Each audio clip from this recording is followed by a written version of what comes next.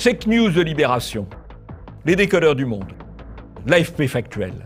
Ils sont des dizaines et des dizaines à défendre le politiquement correct au sein d'entités gavées d'argent public, de votre argent.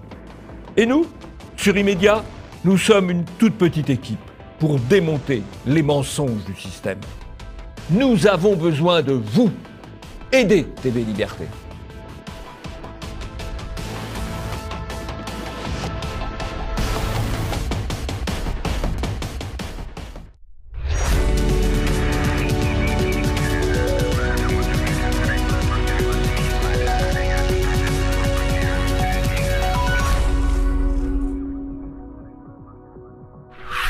Bonjour à tous et bienvenue dans ce nouvel Immédiat. Bonjour Jean-Yves. Bonjour Nicolas. Les médias découvrent le grand remplacement. Le Point, l'Express ou encore Le Parisien, les médias commencent à se rendre compte que la France de demain ne sera pas exactement celle d'hier. Une prise de conscience bien tardive d'un phénomène que beaucoup dénoncent depuis des décennies. Grenoble, émeute sans émoi. Les médias ont choisi de traiter très pudiquement des nuits d'émeute qui ont suivi la mort accidentelle de 2 délinquants fuyant un contrôle de police. Certains ont même choisi de verser dans le compassionnel. Dupont-Aignan, Cohen, la confrontation. Sur le plateau de C'est à vous, Nicolas Dupont-Aignan et Patrick Cohen se sont violemment écharpés. La remise en cause de celui que Dupont-Aignan a appelé le cireur de pompe du pouvoir n'est semble-t-il pas pour tout de suite. Et vous retrouverez le zapping et les tweets.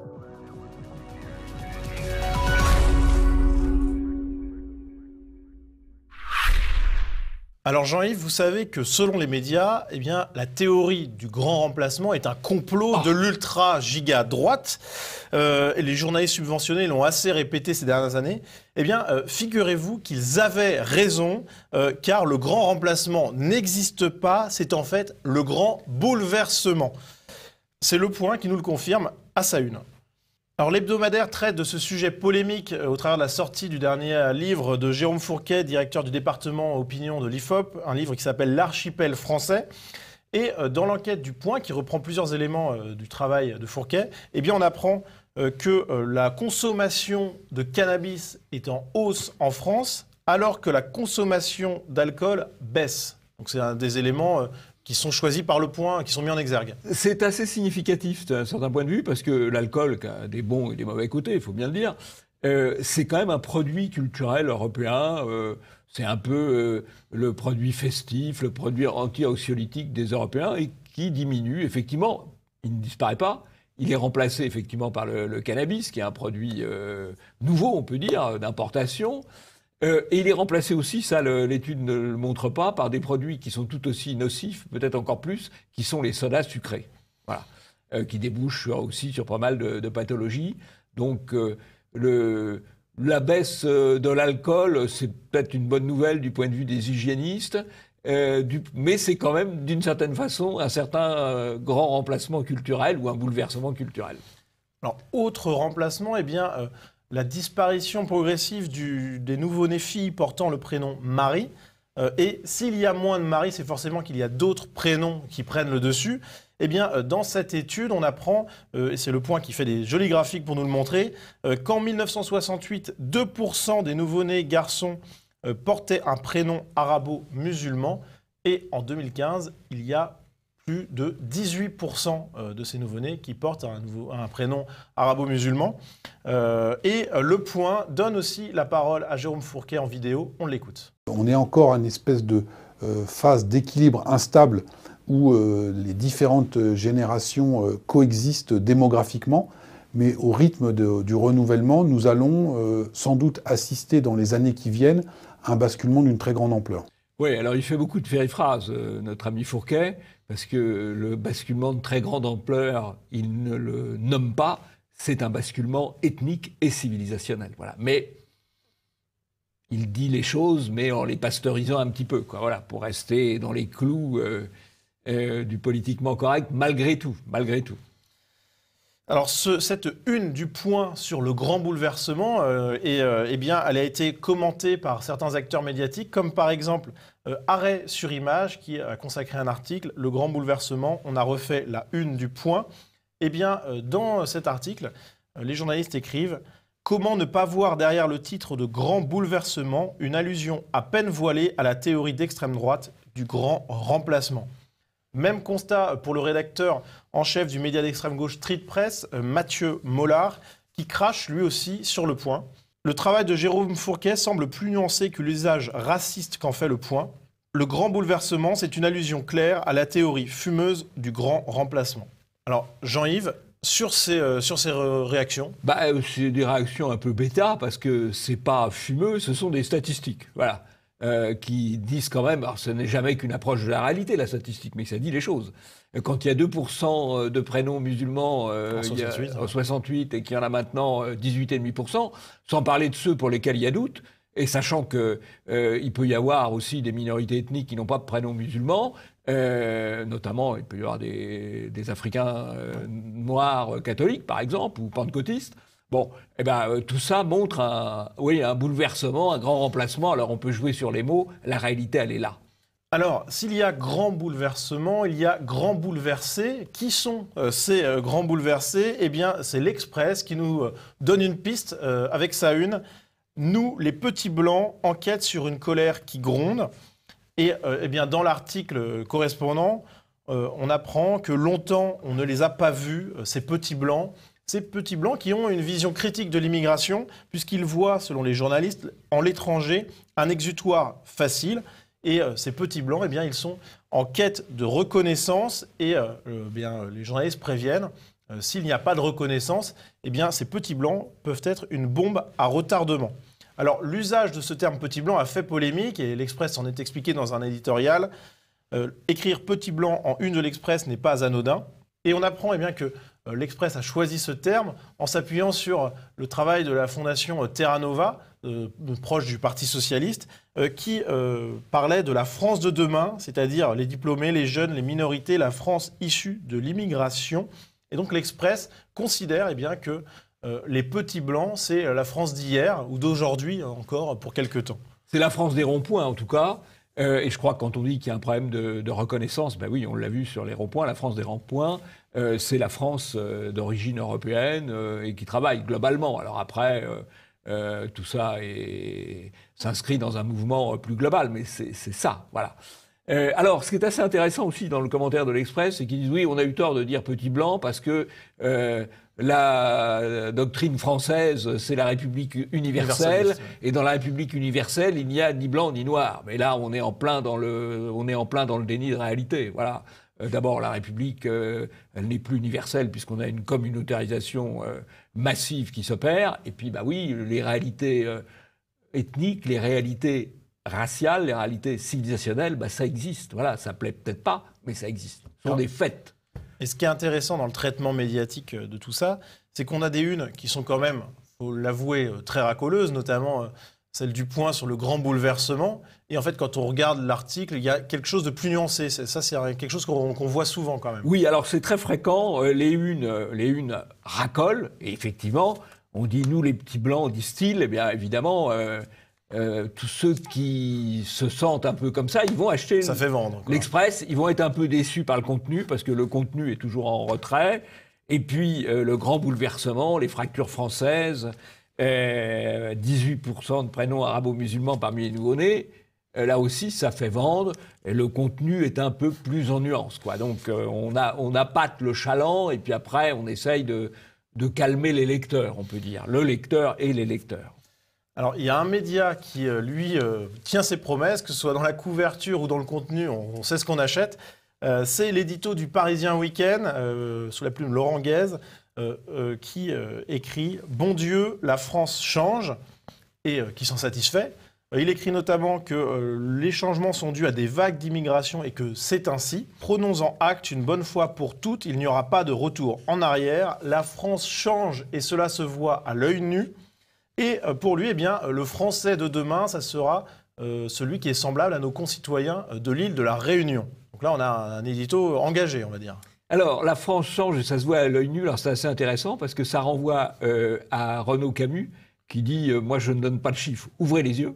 Et ça renvoie aussi à la seule affiche censurée dans toute l'histoire du Front National, qui est une affiche de 1990 ou 1991 qui disait avec en visuel une jeune femme blonde aux yeux bleus. Immigration, ouvrez les yeux, c'est une affiche qui avait été censurée. Bah là, finalement, M. Guèze reconnaît les choses. Alors, il le reconnaît à sa manière. Hein. C'est-à-dire que la technique du système sur l'immigration, sur le grand remplacement, premier temps, on le nie. Ceux qui en parlent, c'est un fantasme, c'est du complot. Et dans un deuxième temps, on dit « Ah oui, mais les cocos, maintenant, c'est terminé, c'est fait. » Voilà. Et c'est un peu ce que nous dit M. Guèze, qui par ailleurs est un salarié de Bernard Arnault de LVMH, en tant que journaliste ou éditorialiste au Parisien.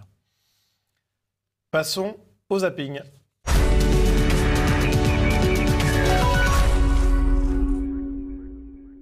Il soutient complètement Orban, ce garçon qui s'appelle Almasi Ferenc, il soutient complètement Orban, il anime même un site assez intéressant d'ailleurs, et où se retrouvent toutes les nouvelles droites nationalistes et conservatrices, aussi bien d'Europe centrale que d'Europe occidentale.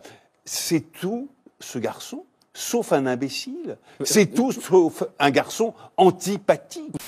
Les Algériens promettent de continuer les manifestations, que ce soit à Marseille ou à Paris, comme le rassemblement qui a eu lieu hier, place de la République. Vous avez 10 à 15 millions de personnes qui, légalement, peuvent venir en France parce qu'ils ont des liens avec la France. Moi, français, pas compris. Ma kurde parler. Ici, elle s'appelle Gulshan.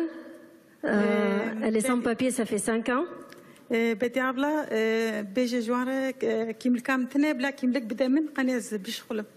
a envie d'obtenir les papiers en France pour travailler et s'investir. Vous me posez cette question pour une jeune fille de 12 ans qui porterait le voile et donc qui serait élevée dans une famille musulmane. Est-ce que vous me poseriez la question sur une famille catholique à une jeune fille à qui on met un serre-tête ou autre? Bien sûr que non. Je ne vous vois pas critiquer de la même façon le mur qu'Israël a construit. Et qui, lui, depuis qu'il a été construit, de la même façon, a radicalement réduit le nombre des attentats à Jérusalem. Donc ne me dites pas que le mur ne sert à rien, il sert. Il faut les traiter comme étant des saltimbanques qui simulent le djihad, alors qu'en fait, ils n'ont rien à faire dans ce genre de choses, d'autant plus que lui, il n'a même pas un passé, si vous voulez, de religiosité affirmée. 2 églises profanées la semaine dernière dans les Landes, plusieurs autres dans la Vienne, les Côtes-d'Armor ou encore en Vendée. Des objets liturgiques volés, des croix coupées, des ciboires cassés. Le phénomène semble en recrudescence depuis le début de l'année. Je m'appelle Anne Ratier et je vais vous expliquer pourquoi j'ai décidé d'offrir la mort à mon fils Frédéric. Bonjour Anne Ratier. Bonjour Hugo. En novembre 1987, vous avez décidé de mettre fin à la vie de votre fils Frédéric, qui était lourdement handicapé. 32 ans après, vous avez décidé de parler aujourd'hui, et vous publiez ce livre « J'ai offert la mort à mon fils ». Les mouvements populaires sont admirables à travers la terre entière.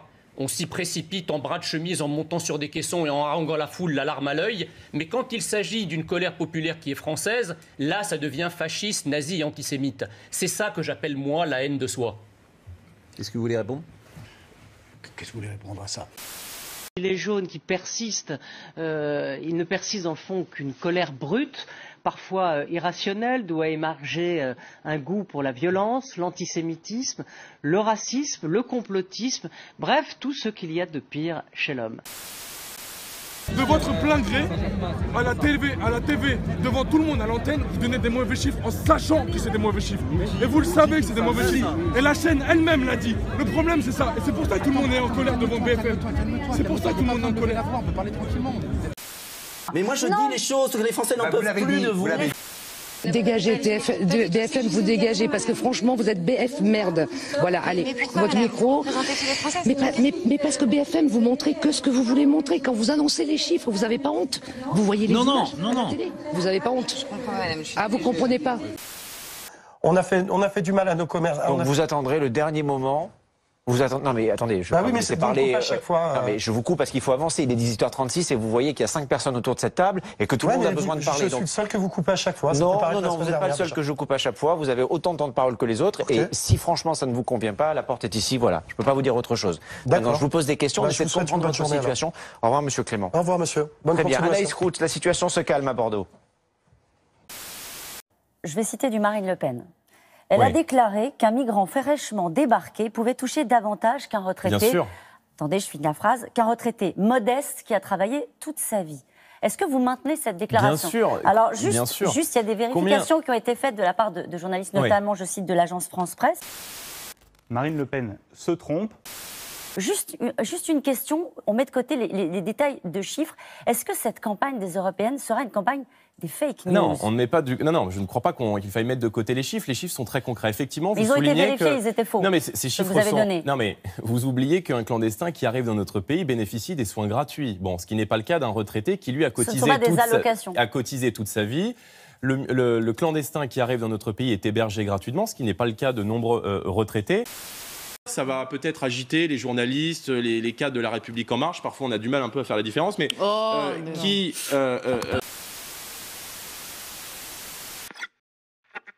Bien, alors on a beaucoup d'exemples dans ce zapping de militance, on peut dire, des médias, hein, de militantisme politique des médias. On a Roselyne Fèvre qui nous fait une description sur France 24, média de service public, qui se diffuse notamment sur l'international, qui nous fait un numéro terrible, complotisme, c'est ce qu'il y a de pire chez l'homme, enfin en agglutinant les gilets jaunes, le complotisme, l'antisémitisme, enfin un truc hallucinant, quoi. Ce qui lui a valu des insultes par ailleurs. Oui, mais je ne devrais pas dire, mais allez, je ne les approuve pas, mais je les comprends, hein, je les comprends, parce que quand on fait ce genre de déclaration, c'est normal que ça irrite un petit peu, c'est bien normal. Bon, alors on a aussi l'AFP Factuel. Alors l'AFP Factuel s'amuse à contrôler les déclarations des hommes politiques. Alors ils vont contrôler les déclarations de M. Wauquiez, ils vont contrôler les déclarations de Mme Le Pen. Curieusement, ils ne s'excitent pas beaucoup pour contrôler les déclarations de M. Castaner, qui est un menteur professionnel en matière de maintien de l'ordre, de M. Macron ou de M. Le Maire, là, ou Darmanin, là, on ne fact-check pas. C'est moins croustillant, après. On ne fact-check pas. Par contre, pour les opposants, ils sont très bons. Enfin, c'est vrai que AFP Factuel, c'est un financement public. C'est l'État c'est les gouvernements qui les payent. Donc, ils font ce qu'on leur demande de faire. Voilà. Alors, en face de ça, je trouve que c'est assez amusant la déclaration de Jordan Bardella qui dit « Les journalistes et les cadres de La République En Marche, mais on a parfois du mal à faire de la différence ». Alors ça soulève évidemment un tollé de la part des journalistes. Je crois que c'est assez vrai. Enfin, ça mérite une réflexion un peu plus, plus profonde. Il y a eu à un moment un fossé qui s'est creusé, ou qui a commencé à se creuser entre Macron et les médias. C'est-à-dire que... À partir de l'affaire Benalla, par exemple. À partir de l'affaire Benalla. Bon. Et je crois que les Gilets jaunes ont recollé, si j'ose dire, le couple Macron-médias. Pourquoi? Parce que les médias ont ressenti les Gilets jaunes comme un danger, comme une force fondamentalement hostile dans la mesure où ils remettent en cause la caste dirigeante. Et ça les a rapprochés de Macron, qu'ils ont soutenu totalement en matière de répression des manifestations, etc. Donc il y a à nouveau une espèce de convergence qui va aussi se manifester à l'occasion des élections européennes, puisque les médias sont clairement sur la ligne idéologique de Macron, d'une Europe ouverte aux quatre vents du monde, face à une ligne plus respectueuse des frontières. La plupart des médias, enfin la quasi-totalité des médias, en tout cas les médias dominants. Voilà. Effectivement, on peut mettre Valeurs Actuelles à part peut-être, mais la quasi-totalité des médias. Et donc, à la fois l'affaire Gilets jaunes et l'affaire de l'élection européenne raboutent en quelque sorte les médias et Macron, et le macronisme de manière plus générale. Pourvu que ça dure. Hein. Pourvu que ça dure. Alors, deux petits coups de chapeau. Un petit coup de chapeau à Jean Messia qui, sur CNews, met BHL en PLS. C'est pas mal, bravo. Un petit coup de chapeau à Ferenc Almassi du Visegrad Post, qui lui alors est cité de manière comme étant exemplaire par Bernard Guetta, qui est un éditorialiste quand même plutôt engagé dans le politiquement correct, mais qui, je crois, est allé faire un reportage de terrain en Hongrie. Et il a trouvé que Ferenc Almassi du Visegrad Post lui ouvrait des portes intéressantes, et donc il lui rend hommage. C'est tout à fait surprenant, tout à fait étonnant. Bravo à Ferenc Almassi pour cela. Et comme quoi, quand les éditorialistes vont faire du terrain, c'est une bonne chose. Il devrait peut-être plus en faire. Hein. Barbier devrait peut-être aller plus sur le terrain. On va lui offrir un stage terrain, Barbier, vous avez raison. Immersion en Hongrie ou en Pologne, quelque chose de un peu solide, quoi, voilà. Dernier petit commentaire, la femme qui parle tout à fait au début, voilée, en parlant mal le français, est donc une femme qui est entrée en France clandestinement, qui séjourna depuis 5 ans, qui ne parle toujours pas le français, c'est totalement incompréhensible, on est obligé de la sous-titrer, et elle a été choisie pour s'adresser au président de la République, qui aurait pu au moins lui offrir un billet de retour. Et qui prend des notes religieusement. Voilà. Absolument, oui. On voit bien quels sont les arrière-plans de ce débat. On se demande en quoi cette femme, qui n'est pas française, qui n'a pas de titre de séjour régulier et tout, a à participer au grand débat national. Si vous voulez une preuve supplémentaire que ce grand débat est biaisé, eh bien la voilà. Passons au deuxième sujet. Grenoble, émeute sans émoi.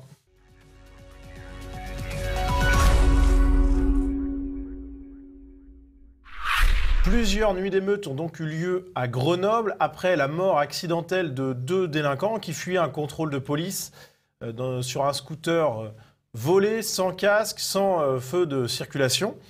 Ces émeutes ont été traitées de manière assez étonnante, ou pas, pour ceux qui suivent les médias, peut-être que ce ne seront pas étonnés de ce traitement, par les médias. On a par exemple Le Figaro qui évoque ces émeutes avec pudeur dans son édition papier du 4 mars, Grenoble, heure après la mort de 2 jeunes, avec plusieurs termes à noter dans ce papier. Le terme de heure, bien entendu, de jeunes, une vive tension, le terme un quartier de la ville qui est employé sans mentionner le caractère sensible de ce quartier, un quartier sensible, soirée agitée, etc. Sur Internet, le titre de l'article est différent. Nouvelle nuit de violence à Grenoble après la mort de 2 jeunes. On note malgré tout, dans le quotidien du Figaro, un manque de contextualisation, d'une part sur la nature du quartier, qui est un quartier sensible. Je sais que le terme n'est pas forcément celui que vous aimez. Vous utilisez la novlangue, Nicolas. Alors c'est intéressant quand même, parce que la novlangue, au départ, la vérité, c'est un quartier immigré. Bon. Qui possède une part de population d'origine extra. Après, on a utilisé l'expression quartier sensible, novlangue. On a aussi utilisé souvent l'expression quartier populaire. Mais comme les gens décryptent, et que quartier sensible, ils disent « ouais, ok, immigration », quartier populaire, ouais, immigration, donc maintenant on dit quartier tout court. Voilà, je ne sais pas ce qu'on dira la prochaine fois. C'est dans le Figaro, hein, rassurez-vous. Et ce qui est intéressant, c'est que cette minimisation, elle a eu lieu chez de nombreux médias et pas seulement chez le Figaro. Alors, ce serait trop long de les citer, mais regardons quelques exemples. D'abord, le Huffington Post. Nouvelle nuit de tension à Grenoble après la mort de 2 jeunes poursuivis par la police. Et BFM TV, Grenoble, une marche blanche organisée en mémoire des 2 jeunes tués. Autre exemple de minimisation médiatique, LCI. Nouvelle nuit d'échauffourée à Grenoble, notamment dans le quartier du Mistral, Sébastien. Oui, 3e nuit de violence. Les forces de l'ordre ont essuyé des jets de pierre et de projectiles. Selon le Dauphiné libéré, un fourgon de pompiers a même été visé par 3 cocktails Molotov. Incidents qui interviennent après la mort de 2 jeunes samedi. Bien, hier, en fait, les échauffourées ont débuté peu après 21h et ont duré une partie de la nuit. Jean-Yves, sur ces médias qui minimisent l'affaire et qui emploient des termes édulcorant, quel regard? D'abord, l'expression des 2 jeunes tués. Les 2 jeunes tués, les jeunes sont morts, c'est vrai, ils se sont tués dans un accident de la route. Et bon, c'est tout à fait triste, bien sûr. Mais on n'a pas du tout utilisé les mêmes expressions pour les gilets jaunes qui ont été renversés, souvent délibérément, sur les ronds-points. Là, les 2 jeunes étaient poursuivis, semble-t-il, par la police. Bon, sur un scooter volé. Sur un scooter volé, bon, sans casque. Ils se sont tués, c'est un accident tout à fait triste, c'est sûr. Mais les gilets jaunes qui ont été renversés, parfois volontairement, on n'a fait absolument aucun pathos dessus. C'était de leur faute. C'était de leur faute. Rappelez-vous ce que disait Castaner, etc. C'était de leur faute. Là, on est quand même nettement plus indulgent. Hein. C'est vraiment... de poids, de mesure, comme d'habitude. Autre indulgence médiatique, c'est peut-être cette absence de contextualisation sur la ville de Grenoble en elle-même. Alors, c'est tout à fait surprenant, tous les problèmes qu'il y a à Grenoble. Il y a énormément de problèmes à Grenoble. Or, Grenoble, c'est une ville merveilleusement située, au cœur des montagnes, aimée par les gens qui aiment la montagne, qui aiment faire du sport. C'est une ville qui a connu un développement industriel et technologique dans les années 60, donc qui avait énormément d'atouts.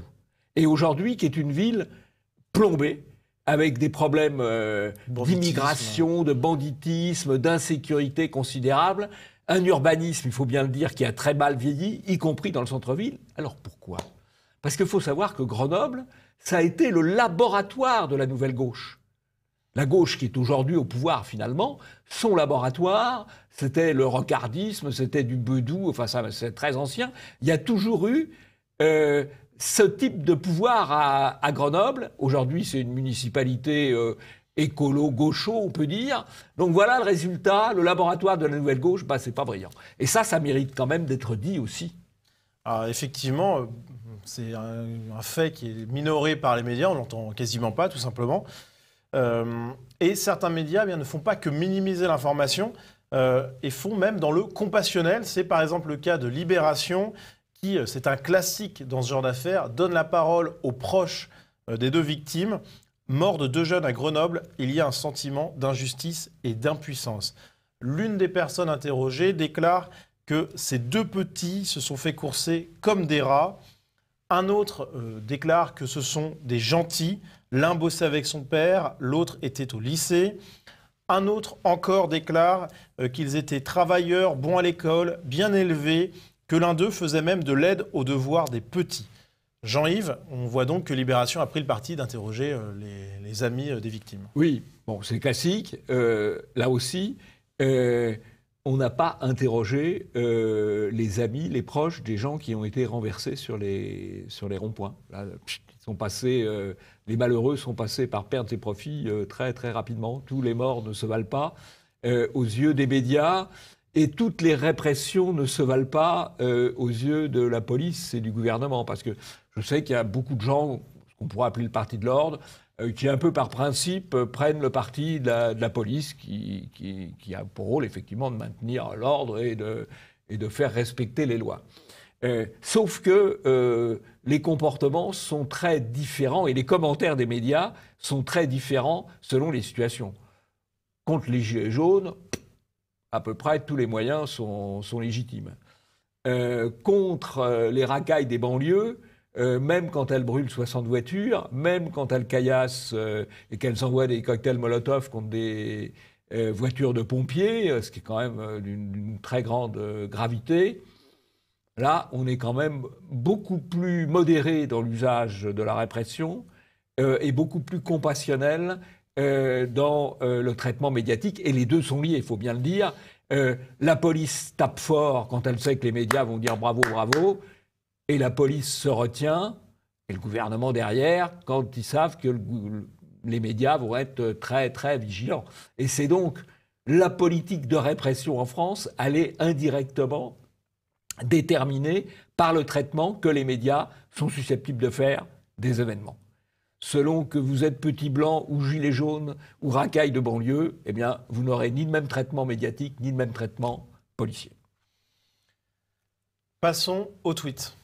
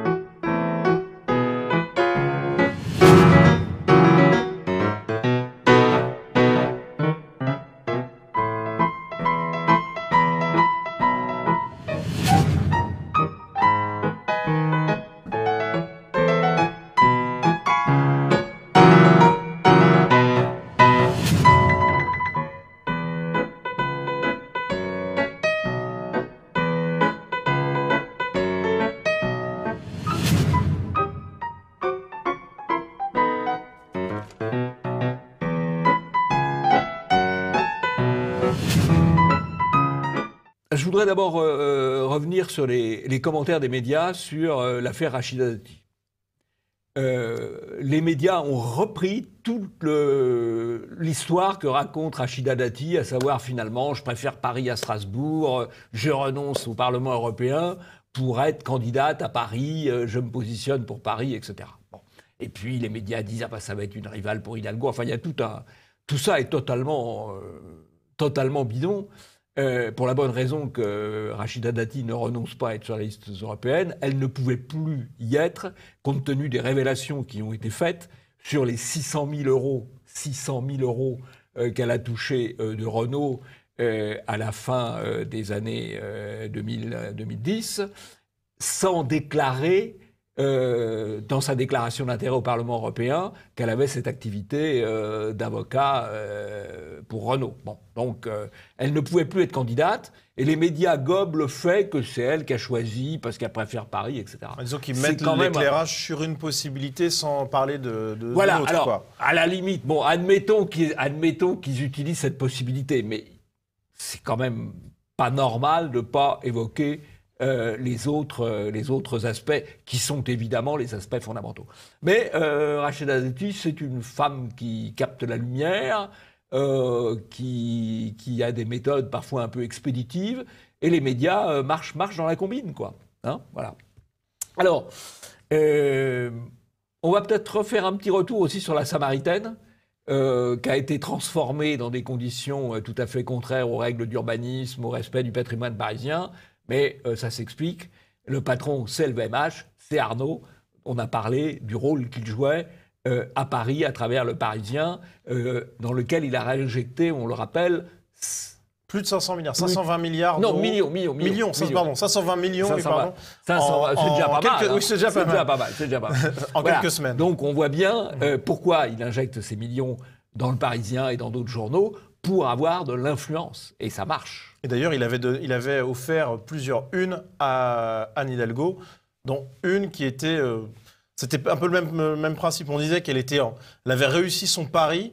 Et en fait, dans l'article, on voyait que c'était beaucoup plus nuancé que ça. Donc effectivement, il y a un petit peu Anne Hidalgo a eu les faveurs du Parisien. Voilà. Alors le CSA, dont on a parlé quand même, comité de censure de l'audiovisuel, hein, ou censure socialiste de l'audiovisuel, je ne sais plus, s'inquiète du fait que le média Sputnik ou le média Russia Today serait sous influence russe, ce qui est parfaitement exact. Ce sont des médias aidés par le gouvernement russe. Bon, sauf que la chaîne Sport, c'est le Qatar, Bein Sport, que Lagardère, qui contrôle des radios, c'est aussi le Qatar qui est le principal actionnaire. Sauf que la French American Foundation, qui est un lobby, on va dire, américain sur la France, pour faire simple, a dans ses objectifs de former des journalistes. Donc, effectivement, il y a sûrement des intérêts russes, c'est clair, derrière Sputnik et derrière Russia Today, mais il y a des intérêts qataris derrière beaucoup de médias français, il y a des intérêts américains, j'allais dire, derrière la quasi-totalité des médias français, et apparemment, ça n'inquiète pas le CSA. Voilà. Il est très, très sélectif, le CSA. La presse régionale, alors là, il faudrait faire des bobards pour eux parce qu'ils sont quand même à la fois trop petits pour être repérés, mais médiocres et méritants, mais enfin méritants quand même parce que faire annoncer une manifestation de 50 personnes avec une photo où il y a 4 personnes. Où il y a 4 personnes. Alors certes, c'est en plan étroit. On imagine qu'il y en a plus malgré tout. Bah non, parce que sur les côtés, il n'y en a pas. Donc même le photographe n'a pas été très très bon. Même il aurait pu cadrer davantage. On imagine quand même qu'il peut y en avoir plus que les 4 qui ont été choisis. Mais en tout cas, la photo est très mal choisie. Vous êtes très indulgent. Moi, je suis indulgent. Vous êtes très indulgent. C'est la jeunesse. Alors, dernier point qui est intéressant, c'est l'affaire des gens qui partent quand Zemmour arrive. Alors ça paraît comme ça, on peut dire Zemmour, la plus blanc, il dégage, ça c'est le côté optimiste, il dégage ceux qui usent et abusent du politiquement correct. Je pense qu'en fait, c'est la thèse de Zemmour, en tout cas, lui qui est quand même, à mon avis, intéressé à la question, c'est que c'est une stratégie d'intimidation. On part, quand Zemmour arrive, pour faire passer l'idée qu'on ne peut pas inviter Zemmour parce que les autres partent. Donc là, il y a une espèce de chantage au départ, que Bellatar a joué, que Si a joué, que Safran a joué. Ça peut être une stratégie globale avec l'idée d'interdire qu'il soit invité dans les médias privés, comme il l'est aujourd'hui, dans les médias dits de service public. Donc c'est une affaire à suivre.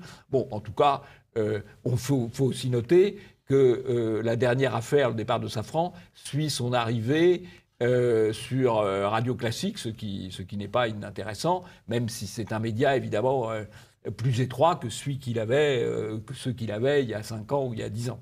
En sachant que Safran retombe sur ses pattes, il ne devient pas sans emploi pour autant. Donc, vous me rassurez, j'étais un peu inquiet. Parce qu'ils font la manœuvre en sachant que derrière, ils ont un poste qui les attend. C'est plus facile quand même. Ouais. Vous me rassurez, parce que j'étais un peu inquiet pour Safran. Bon,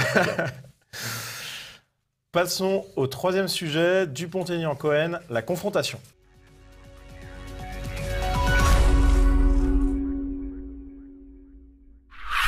C'était hier dans C'est à vous sur France 5. L'émission animée par Anne-Elisabeth Lemoine recevait Nicolas Dupont-Aignan.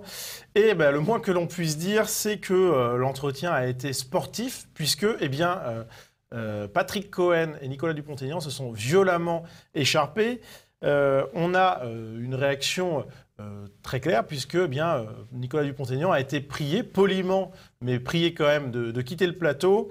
Nicolas Dupont-Aignan dit ses 4 vérités dans C'est à vous. Il est chassé du plateau, écrit notamment Valeurs actuelles. Alors, on va voir tout de suite le début de cette confrontation en vidéo. Le problème d'Emmanuel Macron, c'est qu'il lance avec toute la propagande télévisuelle et les serviteurs du pouvoir comme vous. Non. Il lance en permanence... Vous n'avez pas le droit de dire ça. Monsieur Cohen est connu, c'est un macroniste. Non, mais il est sur le service public et il passe sa vie à cirer les pompes de Macron. Il ne cire les pompes de personne. C'est un cireur de pompes du pouvoir. Il est payé pour ça. Il est payé sur le service public avec l'impôt des Français. Il travaille sur Europe 1 qui n'est pas le service public. Là, c'est pas le service public qui vous paye. C'est pas le service public qui vous paye pour cracher à la figure des opposants. Et moi, sur le plateau, Patrick Cohen se lève, se rassoit et Nicolas Dupont-Aignan aborde la question de la détestation des journalistes. Et pourquoi les journalistes sont obligés d'avoir des gardes du corps pour aller se promener en France? Les journalistes de BFM TV aussi, des chaînes privées, et du des service chaînes public aussi parfois. Oui. Pourquoi? La faute aux responsables politiques qui appellent à la haine des médias. La haine des médias quand vous prêchez toujours pour une paroisse. Laquelle? Et en permanence celle du pouvoir, on vous connaît. Ah bon?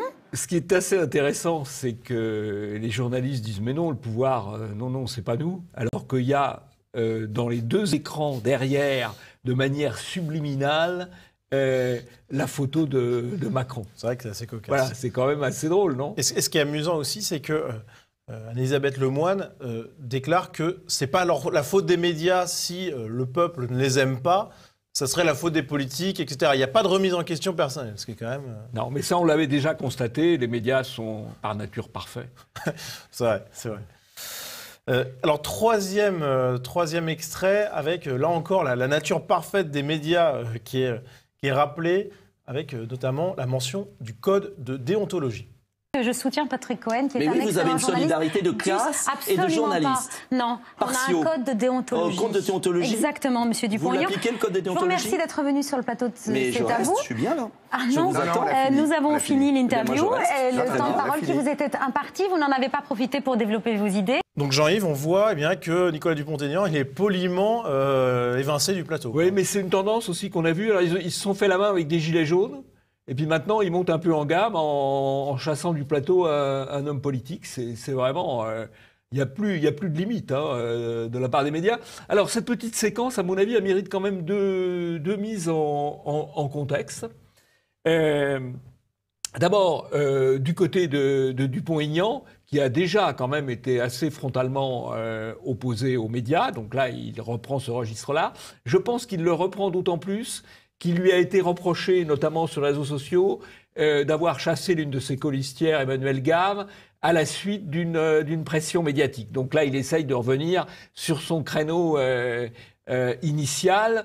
Je pense d'ailleurs que c'est un créneau qui doit tout à fait plaire à beaucoup de spectateurs et à beaucoup priori, ça a été apprécié. Bon, et ça a été apprécié. Donc il revient un peu sur ce qui est un de ses créneaux quand même maintenant depuis 2 ou 3 ans. Quant à Cohen, alors d'abord, il est familier de cette émission. C'est à vous parce que Il y est depuis peut-être, je sais pas, une dizaine d'années. Il était avec Alessandra Sublet, il a été avec Anne-Sophie Lapix, il est maintenant avec Anne-Elisabeth Lemoine. Et alors, il avait d'ailleurs obtenu, il y a quelques années, une muselière d'or à cette émission. Belle récompense. Une des plus belles récompenses des Bobards d'or, puisque on lui avait demandé, on lui avait posé la question, je crois que c'est Alessandra Sublet, mais enfin, Patrick, il y a quand même la liberté de penser, et Cohen avait fait cette réplique absolument superbe, non, voilà. Ça lui avait valu une muselière d'or, je crois qu'il l'a dans son bureau, parce qu'il doit en être très fier, et il continue sur cette vague, parce que là, quand on chasse M. Dupont-Aignan, ça relève aussi de la muselière. Enfin, c'est pas lui qui le chasse tout à fait, c'est sa consoeur. Ouais, c'est même tout le plateau en entier qui le chasse. Mais c'est tout le plateau. Jean-Yves, avant la fin de l'émission, vous avez un coup de chapeau à donner. Oui, un grand coup de chapeau à une revue qui est difficile, mais qui là publie un numéro particulièrement intéressant. C'est la revue Nouvelle École, qui a fait un numéro sur la paléogénétique des Indo-Européens. Alors, c'est de la réinformation, je dirais, c'est de la réinformation scientifique. Pourquoi ? Parce que on sait que les Européens ont des origines indo-européennes par la langue et par les mythes, par la mythologie. Il y a eu des travaux extrêmement importants qui ont montré la parenté des différentes langues indo-européennes, des différentes langues européennes et des différentes mythologies européennes. Les travaux de Dumézil, les travaux de Benveniste et j'en passe. Il se trouve que depuis quelques années, certains archéologues, notamment politiquement corrects, ont tenté de nier cette parenté de peuple, cette parenté linguistique, cette parenté de mythologie qui renvoie à une parenté de peuple, une parenté d'origine, tenter de la nier. Notamment un homme qui s'appelle Demoule et qui a été promu dans les médias parce qu'il défendait des thèses qui convenaient bien en niant l'origine commune des Européens. Il se trouve qu'il y a une troisième science qui s'est invitée à la partie, si j'ose dire, c'est la paléogénétique, puisque maintenant on peut décrypter le génome d'un certain nombre de sources humaines, de ressources humaines qu'on trouve de manière funéraire, et donc on peut voir les parentés d'origine, et il se trouve que la paléogénétique confirme l'origine commune des peuples européens. C'est très important, c'est un numéro, à mon avis, très important, honnêtement difficile à lire, hein. C'est pas l'Express ou le Point, hein. mais c'est intéressant. Alors, en couverture aussi, il y a un choix qui est étonnant. Est-ce que vous pouvez nous en dire plus ? Ouais, je ne sais pas si le choix est étonnant, mais moi, le choix, je le trouve très émouvant. Parce que ce qu'il représente, c'est une jeune fille Kalash. Les Kalash, c'est un vieux peuple indo-européen, perdu dans les montagnes de l'Hindu-Kush, à la frontière de l'Afghanistan et du Pakistan, qui ont gardé leur tradition on peut dire, au début des années 1980-1990. Et qui sont aujourd'hui, malheureusement, en voie de grands remplacements démographiques et de grands remplacements par la conversion à l'islam, parce qu'ils subissent une pression terrifiante de l'islam dans des zones qui ont été aussi affectées par les guerres d'Afghanistan. Et donc, c'est un vieux peuple européen qui, malheureusement, est en train d'être grand remplacé. Donc, cette photo est émouvante. Et le contenu de l'article est extrêmement intéressant et essentiel. C'est sur cette image émouvante que se termine notre émission. Jean-Yves, à la semaine prochaine. À la semaine prochaine.